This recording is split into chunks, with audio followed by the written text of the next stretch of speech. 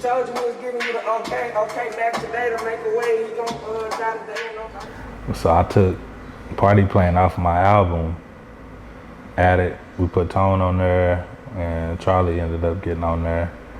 And I wanted to wait to see what Party Plan would do and then drop my album off of Party Plan. Yeah. You know what I'm saying? So, which my album sounds like it's missing that hit single. Yeah. You know what I'm saying? But I was happy. I knew it would go further than my regular Tulsa fan base that would hear it if I put it on Feeling. So it was one of them intentional, strategic, let's move it and put it after. So I'm working on some more stuff, man. Like I said, the streaming is there. Yeah. Now it's just all about consistency. For sure.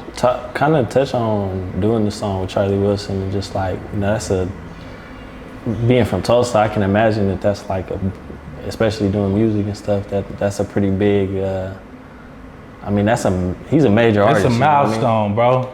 I hope I get to the point in the status to where somebody want to work with me like that. Like a revered legend. You know what I'm saying? Yeah. I want to get to that point. It's something that I always wanted to do. It meant so much to me, and personally.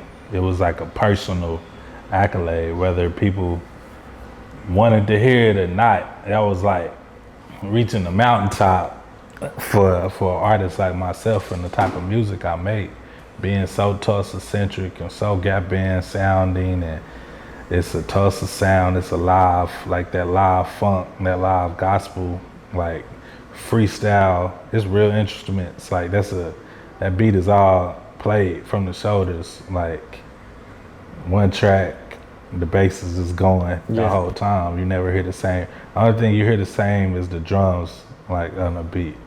So the rest of it was all everything else is just going. You know what I'm saying? Papa, Jimmy Joe, his dad, Billy J. Bruno, Perry on the strings. They're just going. You know what I'm saying? That's the beat. That's a Tulsa sound. Yeah. You know what I'm saying? It's a rhythmic, just like, it's just like you're in the backyard at a party and you're just going. So that's, we wanted to capture that, you know what I'm saying, and put it on the album.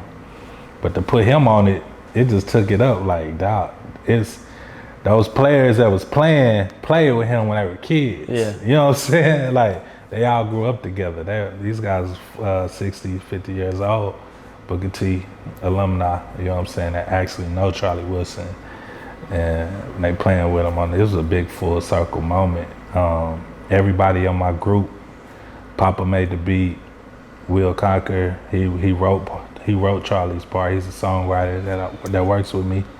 Tone is on it, I'm on it, and we all were a group called DR District at one point, way early. So it was just like we all it's like we all got to share this moment with each other on this record.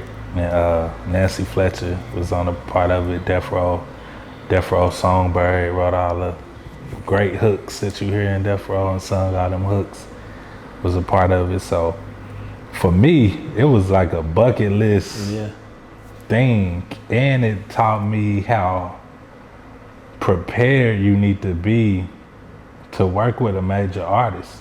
I didn't know how unprepared I was to do something like that. And we all be wanting like big features and stuff like that, and it take a lot to get a feature. Like they don't have time to do shit, and you really gotta have your shit together. All the way to the business of it.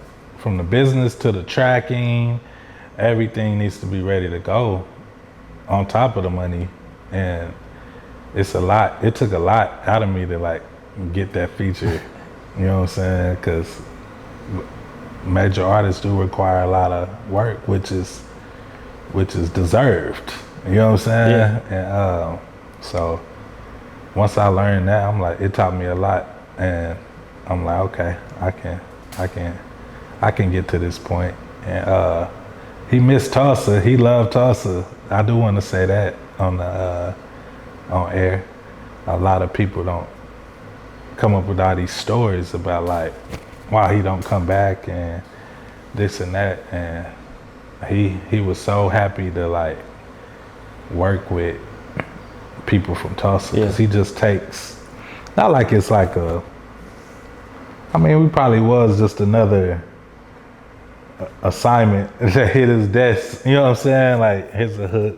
But when he found out it was some people from Tulsa, he was like, man, I'm so happy to like, he called me. I didn't get to meet him because I did have COVID when they shot the video. But Tone went out there and he FaceTimed me and we was just talking and he was just wanting to know who else is out here doing music, and we just telling him about the scene, and like he just so like, man, that's what's going on, man. Tulsa's like really doing it like that. And he was so happy to even know what's going on out there. Like it's a real good dude. We thought he was gonna be this like, I don't want to talk to y'all, you little Tulsa. What you niggas want? He wasn't like that at all. So he was happy to.